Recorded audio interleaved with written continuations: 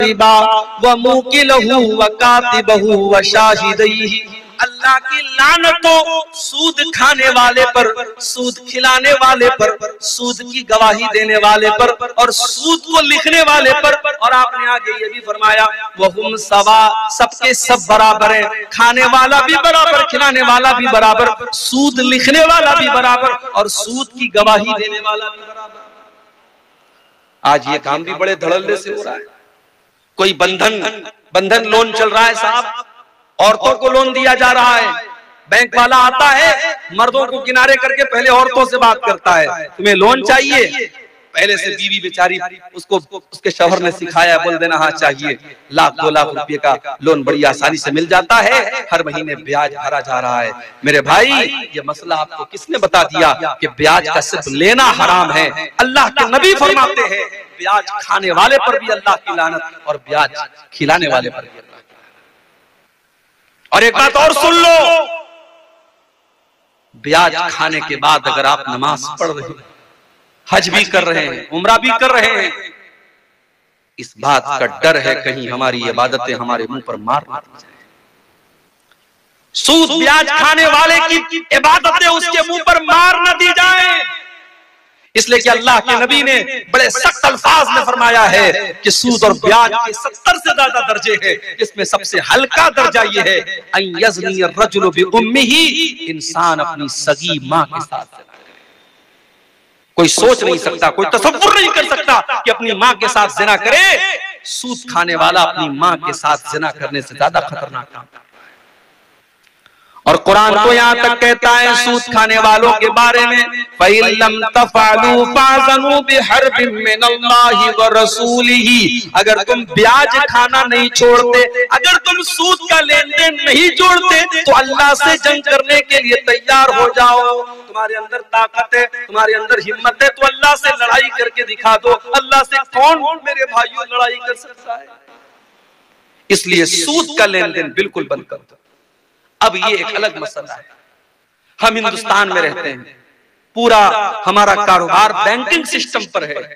Bank में हमारा saving account खुला है, हर क्वार्टर पर, हर 4 महीने पर हमारे बैंक में इंटरेस्ट आता है। तो क्या मसला है भाई?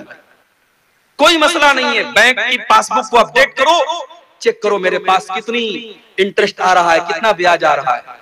जो साल में ब्याज आ रहा है उस ब्याज को आप बैंक से निकाल लो, किसी गरीब को, किसी बीमार को, किसी जरूरतमंद को दे दो। इसलिए नहीं कि सवाब मिलेगा, इसलिए ताकि वो पैसा इस्तेमाल हो जाए। बैंक उसको इस्तेमाल ना करे, आप भी उसको इस्तेमाल नहीं करेंगे, किसी जरूरतमंद को दे देंगे बस अपनी जान छुड़ाने। ये बिल्कुल सिंपल तरीका है। बाकी किसी और तरीके से इंटरेस्ट और ब्याज से फायदा उठाने की कोशिश मत करो, ये बहुत बड़ा। आगे बढ़ते हैं। तीसरी चीज, लानत का हकदार बनाने वाली तीसरी चीज, हजरत अब्दुल्लाह बिन मसऊद फरमाते हैं लानल्लाहुल वाशिमाति वल मुस्तौशिमाति वल मुतनम्मिसाति वल मुतफल्लिजा। अल्लाह की लानत हो ऐसी औरतों के ऊपर जो टैटू बनवाती है, ऐसी औरतों के ऊपर जो टैटू बनाती है, और ऐसी औरतों के ऊपर जो टैटू बनवाती है। टैटू बनवाना हराम है, मर्द बनवाए तब भी हराम, औरत बनवाए तब भी हराम। आजकल बड़ा रिवाज चला है, शौहर बीवी के नाम का टैटू बनवा रहा है, बीवी शौहर के नाम का टैटू बनवा रही है। हराम है टैटू बनवाना। अल्लाह के नबी ने कहा गुदना गुदवाने वाले पर और टैटू बनवाने वाले पर अल्लाह की लानत। वल मुतनम्मिसात, और अपने आईब्रो के बालों को नोचने वाली और अपने आईब्रो के बालों को छोटा करने वाली औरतों के ऊपर भी अल्लाह की लानत हो। हाँ, अगर किसी औरत का आईब्रो नॉर्मल से ज्यादा है, जो बाल औरत को नॉर्मल औरतों से ज्यादा है, उस बाल को रिमूव किया जा सकता है। जैसे बाज औरतों के चेहरे पर कुछ दाढ़ी वाड़ी के पास बाल आ जाते, उसको वो रिमूव कर सकती है। अगर किसी औरत की आईब्रो बहुत नॉर्मल औरतों से बहुत ज्यादा है, शक्ल भद्दी लग रही है, उसको नॉर्मल किया जा सकता है। मगर खूबसूरती के नाम पर, मेकअप के नाम पर अपनी आईब्रो को बिल्कुल उसको मिटा देना या छोटा करना, ये जायज नहीं है। अल्लाह के रसूल लानत कर रहे हैं। अब्दुल्लाह बिन मसूद कहते अल्लाह की लानत तो ऐसी औरतों के ऊपर जो आईब्रो के बालों को नोचती हैं, वल मुतफल्लिजात, और अल्लाह की लानत ऐसी औरतों के ऊपर जो अपने बालों के बीच में गैपिंग करवाती हैं। उस जमाने में मेकअप का तरीका यही था, बालों के दांतों के बीच में गैपिंग करवाते। लेकिन आज दांतों के बीच में गैपिंग तो नहीं होती है। हाँ, कुछ लड़कियों के या औरतों के दांत जो हैं थोड़े टेढ़े होते हैं, बाहर की तरफ निकले होते हैं, तो उसको डेंटिस्ट करके सीधा करवाया जा सकता है, क्योंकि वो भद्दा लगता है, वो नॉर्मल नहीं है। तो जो चाहिए उसको ठीक किया जा सकता है, लेकिन नॉर्मल को बिगाड़ करके एब नॉर्मल करना ये सही नहीं। अल-मुग़य्यिराति ख़ल्क़ल्लाह, जो औरतें अल्लाह ताला की तख्लीक को बदलती हैं, अल्लाह ताला ने जैसा बनाया है उसको बदल करके अपने हिसाब से बनाने लगती हैं, ऐसी औरतों पर अल्लाह की लानत हो। ये किसने बयान किया? अब्दुल्लाह बिन मसऊद, बहुत बड़े सहाबी अब्दुल्लाह बिन मसऊद। जब उन्होंने ये बात बयान की, एक औरत थी कबीले बनु असद की, उसका नाम था उम्मे याकूब। उस औरत को पता चला कि अब्दुल्लाह बिन मसऊद ऐसी ऐसी बातें कर रहे हैं। वो अब्दुल्लाह बिन मसऊद के घर आती है और कहती है, बलगनी अन्नका लानता कैता बकैता, ऐ अब्दुल्लाह, मुझे पता चला है कि आप ऐसी ऐसी औरतों का नाम लेकर के लानत कर रहे हैं। हजरत अब्दुल्लाह ने फरमाया, बिल्कुल सही सुना है तुमने, मैं आज भी लानत करता हूँ, और मैं लानत क्यों न करूं जिसके ऊपर अल्लाह के रसूल ने लानत की है और जिसका जिक्र अल्लाह ने अपनी किताब में कुरान में किया है। ओ मेरी प्यारी माँ बहनों, अब जरा गौर से सुनना, मैं जो बात बयान करने जा रहा हूं। जब उस औरत ने ये सुना कि हजरत अब्दुल्लाह ये फरमाते हैं कि जिन औरतों के ऊपर कुरान में लानत की गई है, मैं उन औरतों के ऊपर लानत क्यों न करूं, तो वो औरत क्या जवाब देती है? वो कहती है, क़राअतु मा बैन अद-दफ़्तैन, ऐ अब्दुल्लाह, मैंने पूरा कुरान पढ़ा है, सूरह फातिहा से लेकर के सूरह नास तक, अल्हम्दुलिल्लाह रब्बिल आलमीन से लेकर के मिनल जिन्नति वन नास तक। ऐ अब्दुल्लाह, मैंने पूरा कुरान पढ़ा है, लेकिन पूरे कुरान में मुझे कहीं पर ऐसी औरतों का जिक्र नहीं मिला। आप ये कहां से बयान कर रहे हैं? इससे पता ये चला कि वो औरत कुरान की हाफिजा थी। आज बहुत मुश्किल है, लड़कियां आमतौर से हाफिजा नहीं बन पाती, और बहुत सारी लड़कियां हाफिजा बनती हैं मदरसे में, तो जब शादी होती है ससुराल में जाती हैं, अपने किचन का काम करने में, बच्चों को पालने में मगन हो जाती है, कुरान याद करके भूल जाती है। वो औरत कुरान की हाफिजा थी, कुरान की आलिमा थी। आज हमारी लड़कियां कहाँ हैं, हमारी बेटियां कहाँ हैं? कल मैंने सदलपुर के जलसे में कहा था, आज सोनबरसा में भी कह रहा हूं, हमारी शेरशाबादी कौम में मदरसे माशाअल्लाह बहुत सारे खुले हैं, मगर सारे लोग अपनी बच्चियों को मदरसे में नहीं पढ़ाते। बहुत सारे लोग अपने बच्चियों को स्कूल में पढ़ाते, कॉलेज में पढ़ाते हैं, और सही है, जायज है, हराम तो नहीं है, पढ़ा सकते हैं, जरूरी नहीं कि हर आदमी अपनी बच्ची को मदरसे में डाले। मगर जो लड़की आपकी स्कूल में जा रही है, कॉलेज में जा रही है, मुझे बस एक सवाल का जवाब दे, उस लड़की को दीन कौन सिखाएगा? वो लड़की किसी हाफिज जी के पास जाकर के कुरान पढ़ लेगी तो उससे दीन तो नहीं सीखेगी। दीन कहां सीखेगी वो? मुझे लोगों ने बताया कि हमारे इलाके में ईदैन की नमाज में औरतों का इंतजाम नहीं होता, ईदगाह में औरतों का इंतजाम नहीं होता। मस्जिदों में मैंने देखा 90% मस्जिदों में जुमा की नमाज में औरतों का इंतजाम नहीं है। आपकी औरतें दीन कहां सीखेंगी मेरे भाई? जलसे में सीखेंगी? जलसे में दीन कम सीखती है, मार्केटिंग ज्यादा करती है। पिंडाल के नीचे औरतें कम मिलेंगी, बाजार में दुकानों पर ज्यादा मिलेंगी। जलसे में तो इंटरटेनमेंट ज्यादा होता है, मनोरंजन ज्यादा होता है, दीन कम लोग सीखते हैं। इसलिए मैं बड़े साफ अल्फाज में कहता हूं, अगर अपनी कौम की बेटियों को बचाना है, हर मस्जिद में जहां जुमा की नमाज होती है, आप कदम आगे बढ़ाइए और औरतों का इंतजाम कीजिए। अल्लाह ने अगर एक फ्लोर बनाने की ताकत दी है, थोड़ी हिम्मत करो। और मैं जानता हूं सीमांचल का ये इलाका पिछड़ा इलाका माना जाता है, मगर जब जो खर्च करने पर आते हैं, 6-6 लाख रुपए के जलसे में पिंडाल बनते हैं। अभी कहीं प्रोग्राम होने वाला है, सुना कि 6 लाख का वहां पिंडाल बन रहा है। अभी कल कब्रिस्तान का चंदा हो रहा था सदलपुर में, लोगों ने बताया कि पूरे गांव में कोई घर ऐसा नहीं जहां से हमने कम से कम 5000 रुपए चंदा न लिया हो। जब काम करने पर इंसान तय कर लेता है कि मुझे ये काम करना है, तो बहुत सारे रास्ते निकाल लेता है। हर जुमा की मस्जिद में औरतों का इंतजाम होना चाहिए। आपके घर की औरतें जब जुमा के खुतबे में जाएंगी, साल में 52 जुमा का खुतबा होता है। जब जुमा के 52 तकरीरें वो सुनेंगी इंशाअल्लाह वो दीन की समझ उनके अंदर पैदा होगी और बहुत सारे फितने खत्म हो जाएंगे। इसी तरीके से ईदगाह में और ईद की नमाज में भी आप औरतों का इंतजाम कीजिए, पर्दे का बीच में इंतजाम कीजिए, पिंडाल लगवाइए, कुछ भी कीजिए, मगर आप औरतों का इंतजाम कीजिए। अगर नहीं करते हैं तो बंद कर दीजिए अपने आप को अहले हदीस कहना। अहले हदीस सिर्फ आमीन जोर से बोलने वाले का नाम नहीं है, अहले हदीस सिर्फ सीने पर हाथ मारने वाले का नाम नहीं है। अहले हदीस उसको कहते हैं जो कुरान और हदीस पर चलने वाला हो। अगर आपकी औरतें ईदैन की नमाज में उनके लिए आपने इंतजाम नहीं किया है, अल्लाह के आपको जवाब देना पड़ेगा आपने क्यों इंतजाम किया। वो औरत, उसका नाम उम्मे याकूब था, उसने कहा अब्दुल्ला मैंने तो पूरा कुरान पढ़ा है, पूरे कुरान में मैंने कहीं पर भी उन औरतों का तस्करा नहीं पाया जिन औरतों का नाम ले लेकर के आप लानत कर रहे हैं। हजरत अब्दुल्ला ने फरमाया अगर तूने ढंग से कुरान पढ़ा होता तो जरूर तुझे मिल जाता। क्या तूने कुरान के अंदर ये आयत नहीं पढ़ी, वमा आताकुमुर रसूल फखुजुहु वमा नहाकुम अन्हु फंतहु।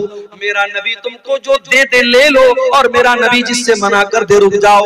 ऐ खातून, मेरे नबी ने ऐसी औरतों का नाम लेकर के लानत की है। जब मेरे नबी ने लानत की है तो समझो अल्लाह ने लानत की है, क्योंकि अल्लाह कह रहा है मेरा नबी जो दे दे ले लो, मेरा नबी जिससे मना कर दे रुक जाओ। कहती है हाँ अब आपकी बात समझ में। उसके बाद वो औरत कहती है ऐ अब्दुल्ला मुझे पता चला है आपके घर की औरतें भी टैटू बनवाती हैं, मुझे पता चला है आपके घर की औरतें भी आईब्रो सेट करवाती हैं। हजरत अब्दुल्ला ने कहा जाओ, मेरे घर की अगर किसी औरत का तुम्हें ये अमल मिल जाए तो आकर के मुझे बताओ। वो औरत घर में जाती है, पता ये भी चला नबी के दौर में तकरीर करने वाले का अपना अमल भी तकरीर के मुताबिक होता था। आज अल्लाह माफ फरमाए, बातें बहुत बड़ी बड़ी हैं, मगर जब अंदर झांक के देखो तो पता लगता है कि सिर्फ बातें ही बातें हैं, अमल बड़ा कमजोर है। हजरत अब्दुल्ला ने चैलेंज देकर कहा जाओ, अगर मेरी कोई बीवी अगर ये काम करते हुए पाई गई मैं अपने साथ उसको नहीं रखूंगा। औरत अंदर से आती है, कहती है माफी चाहती हूँ, माजरत चाहती हूँ, आपके घर के बारे में गलत रिपोर्ट मिली थी। कहा अगर मेरी कोई बीवी ऐसा काम करती ना तो मैं उसको अपने निकाह में बाकी न रखता, फिर वो अब्दुल्ला की बीवी ना होती, मैं अपने घर में ऐसी औरत को नहीं रखता। तो मेरे भाइयों, मेरी माँ और बहनों, ये तीसरा काम है जिसके करने वाले पर अल्लाह के रसूल ने लानत की है। जो औरतें गुदना गुदवाती हैं, टैटू बनवाती हैं या आईब्रो सेट करती हैं, ऐसी औरतों पर भी अल्लाह के रसूल ने लानत की है। और आगे बढ़िए, नंबर 4, तस्वीर बनाने वाले के ऊपर भी अल्लाह के रसूल ने लानत की है।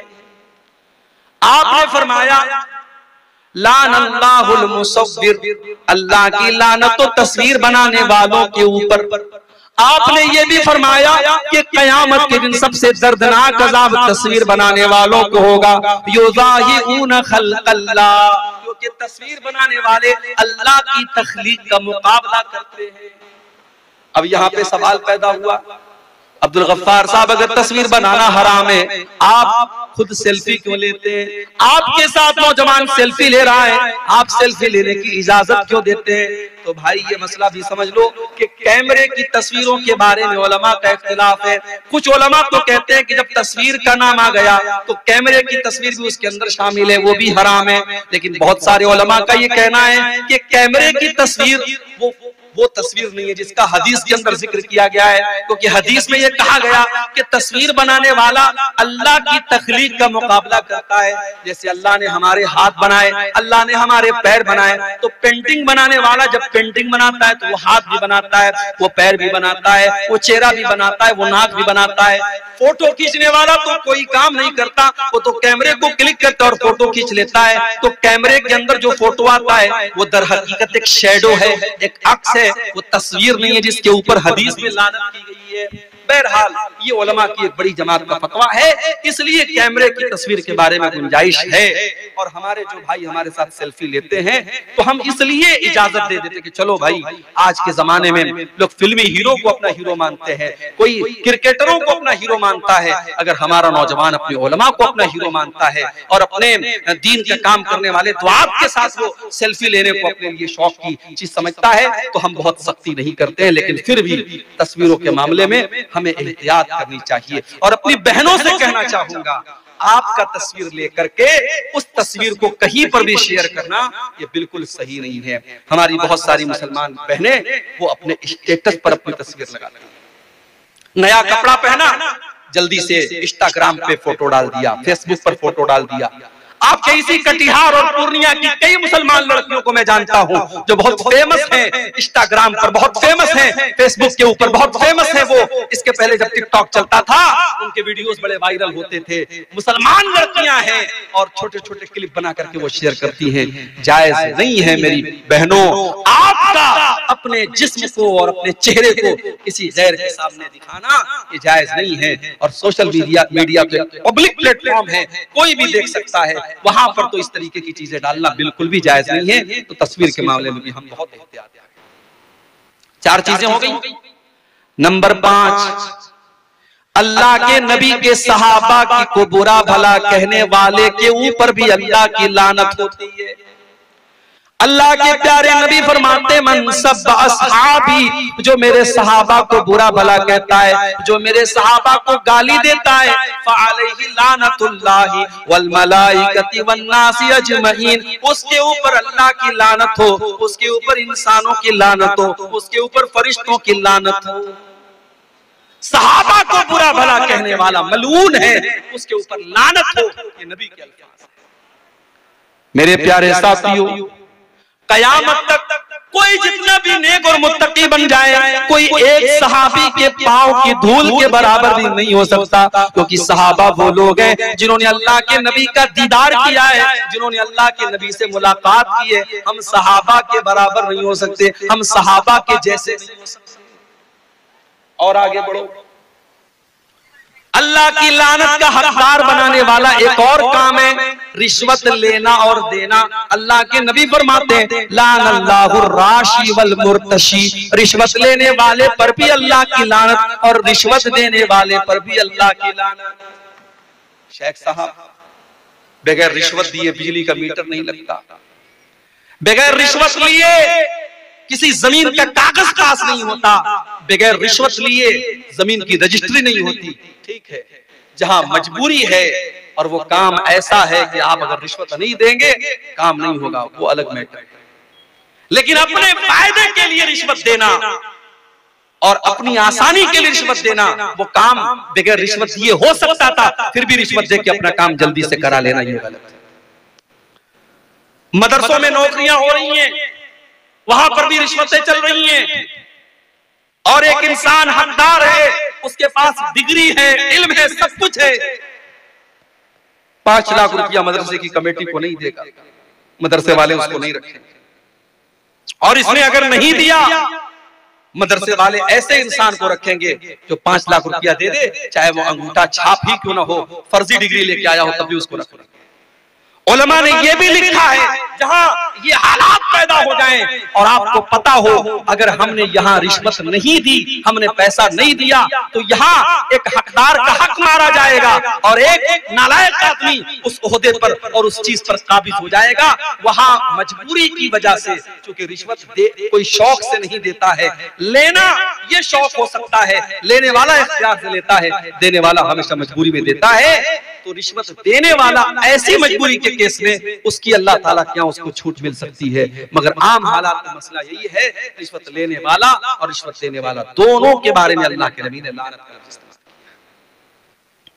किया। और आगे बढ़िए, शराब पीने वाले के ऊपर भी अल्लाह के नबी ने लानत की, और सिर्फ शराब पीने वाले पर नहीं, आपने फरमाया शराब जिस फल से बनती है उस फल से रस निकालने वाले पर भी अल्लाह की लानत, और जो इंसान उस रस को निचोड़ रहा है, उस फल में से, उस अंगूर में से रस को निकाल रहा है, और जो अपने बर्तन में निकलवा रहा है, दोनों के ऊपर अल्लाह की लानत।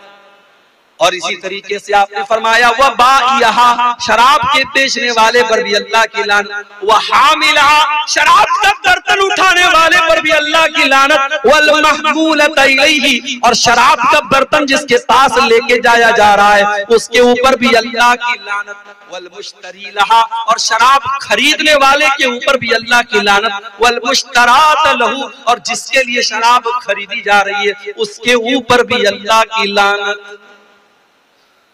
बड़े बड़े 5 स्टार होटलों में शराब भी परोसी जा रही है और कोल्ड ड्रिंक भी परोसी जा रही है। मैं कहता हूं ऐसे होटलों में जाना ही नहीं चाहिए।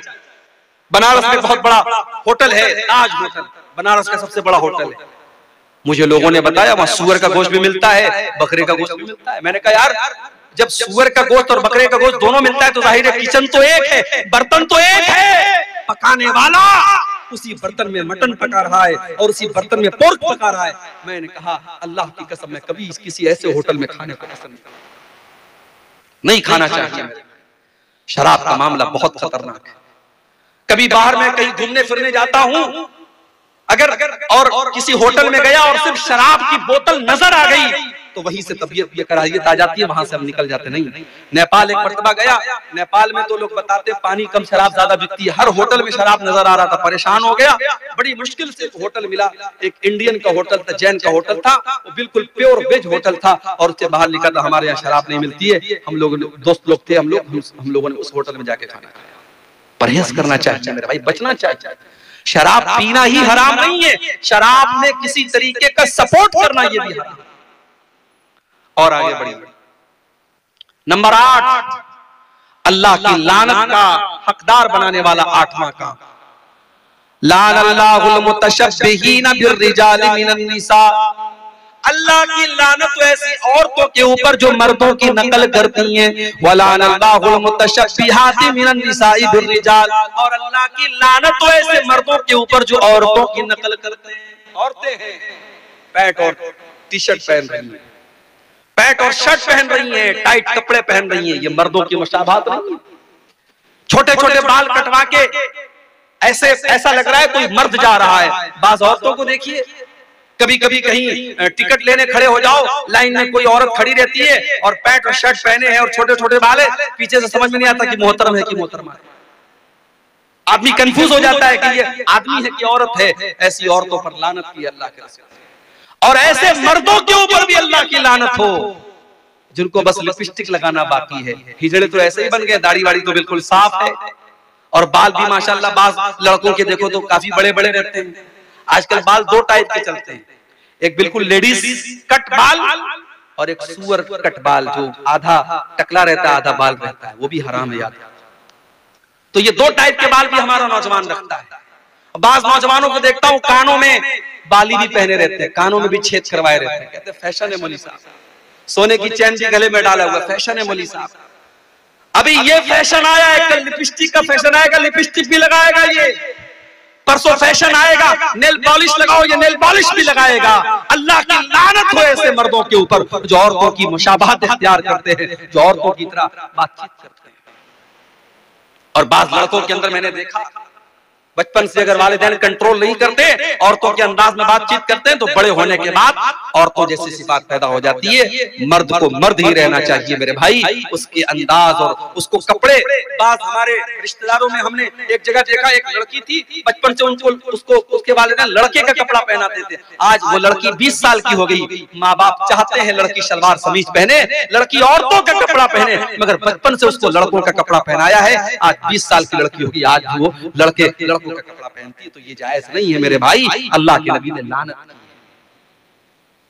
और आगे बढ़िए, जो बीवी अपने शौहर का हक अदा ना करे, शौहर की जिस्मानी ख्वाहिश को पूरा करने से इनकार कर दे बिना किसी मजबूरी हो अलग बात है, बीवी बीमार है या कोई नेचुरल प्रॉब्लम है अलग बात है, बगैर किसी मजबूरी के शौहर की जिस्मानी ख्वाहिश को पूरा न करने वाली औरत के ऊपर भी अल्लाह की लानत होती है।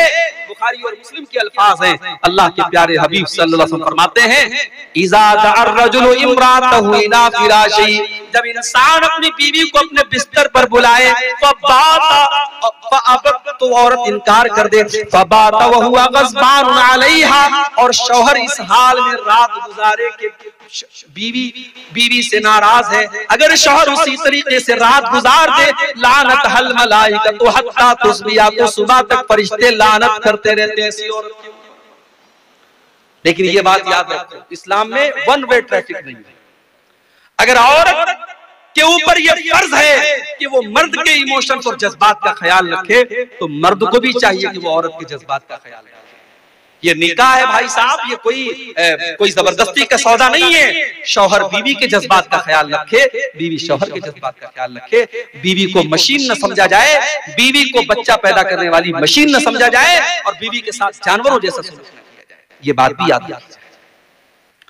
अगर बीवी को हम ये चाहते हैं वो हमारे लिए बेहतरीन कपड़ा पहने, खुशबू लगाए, सजे संवरे, तो भाई साहब जरा आप भी अपनी अदाओं पर गौर कीजिए। आप तो एक्सपेक्ट करते हैं अपनी बीवी से कि वो मेरे लिए खूब मेकअप करे, सजे संवरे, और आप वही बिल्कुल बदशक्ल होकर के, बाल बिल्कुल परागंदा है और बदबू से अटे हुए हैं, पसीने से अटे हुए हैं, और उस हालत में अगर इंसान अपनी बीवी के पास जाता है तो ये भी गलत है। हजरत अब्दुल्लाह इब्न अब्बास कहते हैं कि जिस तरीके से मेरी बीवी मेरे लिए सजती और संवरती है, मैं अपनी बीवी के लिए सजता और संवरता हूँ। तो बीवी शौहर का हक अदा करे, शौहर बीवी का हक अदा करे।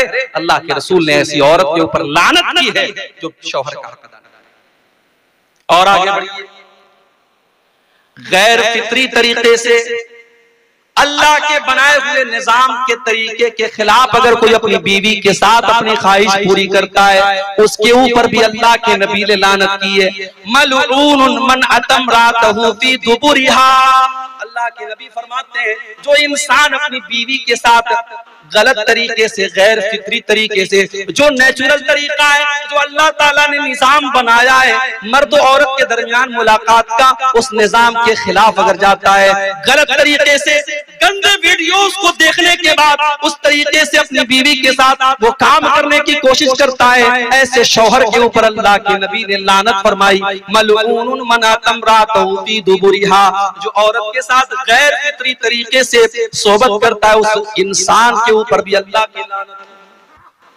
बहुत खोल खोल करके अल्फाज बयान करने की जरूरत नहीं है, आप होशियार समझदार हैं, समझ लीजिए। आज चूंकि हमारे नौजवानों में एक क्रेज है इंटरनेट पर गंदे वीडियोस देखने का, उसकी वजह से बहुत सारे लोग नाजायज और गलत और हराम जो तरीके हैं मियां बीवी से मुलाकात के, वो अपनाते हैं। याद रखो मेरे भाई, ये हराम और नाजायज है और अल्लाह की लानत को का हकदार बनाने वाला। और आगे बढ़िए, नंबर 11, अल्लाह की लानत का हकदार बनाने वाला 11वां काम, किसी कब्र के ऊपर सजदा करना या किसी कब्र के ऊपर मस्जिद बना लेना। कलियाचक में एक मस्जिद है, अहले हदीस की मस्जिद है, वहां बाकायदा मस्जिद के अंदर कब्र है, कब्र मस्जिद के अंदर है और नमाज हो रही थी, मैं गया, मुझसे इमाम साहब ने धीरे से कहा, मौलवी साहब यहाँ कब्र है, आप थोड़ा सा तकरीर में बोल दीजिएगा। बहुत सारे उलमा यहाँ बोल के गए लेकिन इस्लाह नहीं। मैं गया, मैंने खुलेआम तकरीर में कहा ये हराम है और आपकी नमाज खतरे में पड़ रही है, आपकी नमाज कबूल नहीं होगी अगर आप मस्जिद के अंदर से इस कब्र को नहीं निकालेंगे। बहरहाल अल्लाह ताला ने तौफीक दी उन लोगों को।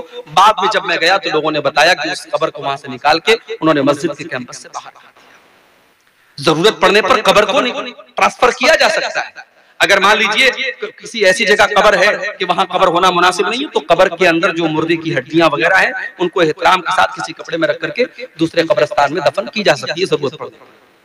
तो कब्रिस्तान के ऊपर मस्जिद नहीं बन सकती और मस्जिद में कब्र नहीं बन सकती। अल्लाह के नबी ने लानत की है, लानल्लाहुल यहूद वन नसारा इत्तखज़ू कुबूर अंबियाइहिम मसाजिद। अल्लाह की लानत तो यहूद और नसारा के ऊपर, उन्होंने अपने नबियों की कब्रों को मस्जिद बना लिया, वो अपने नबियों की कब्रों पर सजदा करने लगे, उन्होंने अपने नबियों की कब्रों के ऊपर सजदा करना शुरू कर दिया। अल्लाह के नबी ने दुआ भी की थी, अल्लाहुम्मा ला तजअल कब्री वसनन युबद, ऐ अल्लाह तू मेरी कब्र को, और पूरी कौम का नामो निशान मिट जाता है। आज भी ये काम हो रहा है, बहुत सारे नौजवान इस गंदगी में मुब्तला हैं। इस हदीस को मेरे भाइयों अपने सामने रखो, जो ये काम करे उसके ऊपर अल्लाह की लानत हो। और इस्लामी हुकूमत अगर है और कोई काम ये काम करता हुआ अगर कोई लड़का पाया गया, इस्लामी हुकूमत में इसकी सजा सजाए मौत है। अल्लाह के नबी की हदीस है कि लूत अलैहिस्सलाम की कौम वाला अमल अगर कोई लड़का लड़की करे तो फाइल और मफूल को, जो कर रहा है और जो करवा रहा है, दोनों को कत्ल कर दिया जाए। इस्लामी हुकूमत में इतनी खतरनाक सजा है, ये बहुत बड़ी बदकारी और बेहयाई का काम है। अल्लाह ताला हमारे तमाम नौजवानों की इससे हिफाजत फरमाए। तो ये 12वीं चीज है कि जो ये हजरत लूत अलैहिस्सलाम की अमल वाला उनकी कौम वाला जो अमल करता है, इस अमल करने वाले पर भी अल्लाह के नबी ने लानत की है। और आगे बढ़िए, अपने बाप के बजाय किसी और की तरफ अपनी निस्बत करना, अपने वालिद के बजाय किसी और को अपना वालिद बनाना। जैसे आज के दौर में बहुत सारे लोग बच्चों को एडॉप्ट कर लेते हैं, बच्चों को पाल लेते हैं। अब बच्चे का बाप कोई और है, लेकिन जो इंसान पालता है, जो परवरिश करता है, उसी इंसान का नाम उसके नाम के साथ जुड़ जाता है। बाप का नाम था अब्दुल्ला, लेकिन पालने वाले का नाम मोहम्मद था, तो ये अपने बाप की जगह मोहम्मद का नाम लिखता, अब्दुल्ला का नाम नहीं लिखता है। ये इतना खतरनाक काम है। अल्लाह के नबी फरमाते हैं, मन इद्दा इला गैरि अबीही, जो अपने बाप के बजाय किसी और का नाम अपने बाप के नाम की जगह जोड़े, वमन तवल्ला मिन गैरि मवालिही, और जो गुलाम अपने मालिक के बजाय किसी और को अपना मालिक करार दे, फअलैहि लानतुल्लाहि वल मलाइकति वन नासि अजमईन, तो ऐसे इंसान के ऊपर अल्लाह की लानत हो, फरिश्तों की लानत हो, और तमाम लोगों की लानत हो, तमाम लोगों की लानत हो उस इंसान के ऊपर जो अपने ओरिजिनल बाप की जगह किसी और को अपना बाप करार दे। इसीलिए बड़ी सख्ती है। अगर आप बच्चे को एडॉप्ट करते हैं तो उलमा का फतवा मौजूद है और कुरान की आयतें मौजूद हैं कि उसकी वल्दियत की जगह आप ओरिजिनल बाप का नाम लिखेंगे। अब हमारे यहाँ बड़ा मसला है, आप आधार कार्ड बनवाएंगे, उस पर ओरिजिनल बाप का नाम चढ़वाएंगे तो मसला पैदा होगा।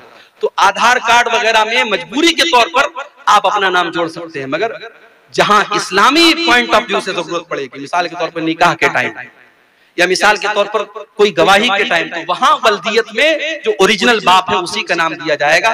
पालने वाला, परवरिश करने वाला वो बाप नहीं हो सकता है। उसको एहतराम में वो लड़का बाप, अब्बा जान कह सकता है, अब्बू कह सकता है, पापा कह सकता है, मगर ओरिजिनल उसका जो बाप है वो वही रहेगा जिसने उसको जन्म दिया है, जो उसका बाप। इसी तरीके से 14वीं चीज मेरे भाइयों जो अल्लाह की लानत का हकदार बनाती है, हलाला करने वाला और करवाने वाला। हलाला समझते हैं? नाम सुना है हलाला? किसी ने 3 तलाक दे दी अपनी बीवी को, एक साथ 3 तलाक। हमारे यहाँ मसला क्या है कुरान और हदीस की रोशनी में? अगर कोई एक साथ 3 नहीं 300 तलाक दे दे, वो एक ही मानी जाएगी। क्यों? क्योंकि तलाक एक मर्तबा में एक ही होती है, एक से ज्यादा नहीं होती। तलाक का एक प्रोसेस है। अगर किसी ने अपनी बीवी को तलाक दिया है तो अब 3 महीने तक वो दूसरी तलाक नहीं दे सकता। 3 महीने तक वो दूसरी तलाक दे ही नहीं सकता। अगर 3 महीने के अंदर वो दूसरी तलाक देगा तो वो दूसरी नहीं मानी जाएगी। एक तलाक देगा इंसान, अब 3 महीने का टाइम है। अगर 3 महीने के अंदर रुजू कर लिया, अच्छी बात है, रुजू कर लिया, बीवी बीवी रहेगी। अगर 3 महीना गुजर गया और रुजू नहीं किया तो निकाह खत्म हो गया, नया निकाह होगा, नया मेहर होगा, फिर आइंदा कभी जिंदगी में झगड़ा होगा और तलाक देगा, वो दूसरी तलाक। यहाँ सारा सिस्टम गड़बड़ कर दिया, तलाक तलाक तलाक, गुस्से में बीवी को तलाक तलाक बोल दिया। अब अपने मौलवी साहब के पास गया, मौलवी साहब ने कहा हलाला कराना पड़ेगा, हलाला कराना पड़ेगा। और हलाला का तरीका क्या है? एक रात के लिए तुम्हारी बीवी किसी से शादी करेगी, एक रात तक वो साथ में रहेगा और अगले दिन वो तलाक दे देगा, फिर औरत इद्दत गुजारेगी, फिर तुम उससे शादी करोगे। ये कितनी खुल्लम खुल्ला, कितनी बड़ी बेगैरती और बेहयाई और ज़िनाकारी है। और आज पूरी दुनिया में इस्लाम की इमेज को खराब करने का काम किया है। कितनी फिल्में बनी है इसके ऊपर, कितनी वेब सीरीज बनी है इसके ऊपर। हलाला इतना गंदा काम है मेरे भाइयों। अल्लाह के नबी ने फरमाया लानल्लाहुल मुहल्लिल वल मुहल्लल लहू, हलाला करने वाले पर और हलाला करवाने वाले पर, दोनों के ऊपर अल्लाह की लानत हो। और एक और हदीस में अल्लाह के नबी ने फरमाया कि क्या मैं तुमको ऐसे इंसान के बारे में न बताऊं जो किराए का सांड होता है? सहाबा ने कहा अल्लाह के नबी किराए का सांड कौन होता है? आपने फरमाया जो हलाला करवाता है, हलाला करवाने वाला, अपनी बीवी को किसी गैर के बिस्तर पर भेजने वाला, और वो इंसान किराए का साड़ होता है जो ये काम करता है, तो हलाला करने वाला भी और हलाला करवाने वाला भी, दोनों पर अल्लाह की लानत। और आखिरी चीज जो बयान करके हम बात खत्म करेंगे मेरे भाइयों, जिस इंसान के ऊपर अल्लाह के नबी ने लानत की है, मेरी माँ और बहनों आपसे कहना चाहता हूँ, अल्लाह के नबी ने फरमाया लानल्लाहु ज़व्वारातिल क़ुबूर, अल्लाह की लानत ऐसी औरतों के ऊपर जो कब्रों की बहुत ज्यादा ज़ियारत करती हैं। कभी कभार इबरत के तौर पर अगर औरतें कब्रिस्तान चली जाएं, अपनी माँ की कब्र पे, अपने बाप की कब्र पे, अलग बात है, लेकिन बहुत ज्यादा कब्रिस्तान पे जाने वाली और कब्रों की ज़ियारत करने वाली औरतों के ऊपर अल्लाह के नबी ने लानत की है। आपने फरमाया लानल्लाहु ज़व्वारातिल क़ुबूर, कब्रों की बहुत ज्यादा ज़ियारत करने वाली औरतों के ऊपर अल्लाह की लानत। आज हिंदुस्तान में कितनी हमारी मुसलमान बहनें हैं, उन पर फतवा है मस्जिद में नहीं जा सकती। मुझे याद है इसी बिहार में गया एक जगह है, गया के एक मौलाना साहब से इंतकाल हो गया, अल्लाह माफ करे, उन्होंने एक तकरीर में कहा था, अहले हदीसों, बड़ा शौक है तुम्हें अपनी औरतों को मस्जिद में भेजने का ना, जरा एक दिन हमारी मस्जिद में भेज दो, 9 महीने के बाद रिजल्ट आ जाएगा। एक इंसान, एक आलिम तकरीर कर रहा है और मिंबर पर और स्टेज पर बैठकर कितनी गंदी और घिनौनी बात कर रहा है। मेरे भाइयों, क्या तसव्वुर किया जा सकता है कि मस्जिद में कोई इतना गंदा काम करेगा? अहले हदीसों ने अगर अपनी मस्जिदों में औरतों के लिए अलग से इंतजाम किया है, तो इस कौम ने हमेशा मजाक उड़ाया और इस तरीके से गंदी गंदी बातें कही। मगर आज पूरे हिंदुस्तान में लाखों की तादाद में मुसलमान औरतें जब मुर्तद होने लगी और इस्लाम को छोड़ करके दूसरे मजहब में जाने लगी और बाप दादा की नाक कटवाने लगी, तब धीरे धीरे कुछ फतवे आने लगे, कुछ जुबानें खुलने लगी और दिल्ली से फतवा आया और कहां से फतवा आया कि हाँ साहब, औरतों को भी मस्जिद में भेजना चाहिए, पर्दे का इंतजाम हो तो औरतें जा सकती हैं। अब फतवे में थोड़ी नरमी आई है। हम तो हमेशा से कहते चले आए कि अपनी औरतों को मस्जिद में भेजो। मेरे भाई, तुमने मस्जिद में तो नहीं भेजा, अजमेर की दरगाह पर औरतों की भीड़ मौजूद है, कचौचा की दरगाह पर औरतों की भीड़ मौजूद है, जितने कब्रें और जितने बुजुर्गों के मजार हैं पूरे हिंदुस्तान में आप चले जाइए, वहाँ मर्दों से ज्यादा आपको औरतें मिल जाएंगी। मुंबई चले जाओ, हाजी अली की दरगाह समंदर के बीच में मौजूद है, आप चले जाओ, मर्द आपको कम मिलेंगी, औरतें ज्यादा मिलेंगी। मेरे नबी ने लानत की है ऐसी औरतों पर जो कब्रिस्तान बहुत ज्यादा जाती हैं। कभी कभार इबरत के तौर पे चली जाएं, अलग बात है, मगर इन दरगाहों पर, इन कब्रों पर, इन मजारों पर कोई इबरत के लिए नहीं जाता है। वहाँ अय्याशी होती है, वहाँ शिर्क होता है, वहाँ हरामखोरी होती है। मेरे भाइयों, हमारी औरतों को इस चीज से बचना चाहिए और हमें अपनी औरतों को इससे बचाना है।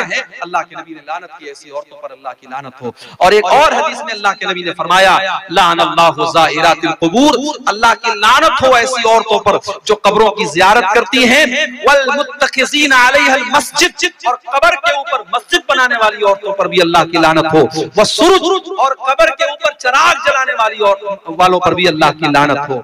तो मेरे भाइयों, ये लानत के हकदार बनाने वाले चंद काम थे जो कुरान और सुन्नत की रोशनी में मैंने आपके सामने बयान की हैं। और आखिर में यही कहूंगा कि हर वो गुनाह जिससे अल्लाह ने रोका है, हर वो गुनाह जिससे नबी ने रोका है, उससे इंसान लानत का हकदार बनता है। हम और आप अगर अपने ईमान की सलामती चाहते हैं और हम ये चाहते हैं कि दुनिया और आखिरत में हम कामयाब हो, तो हम इन कामों से अपने आप को बचाएं।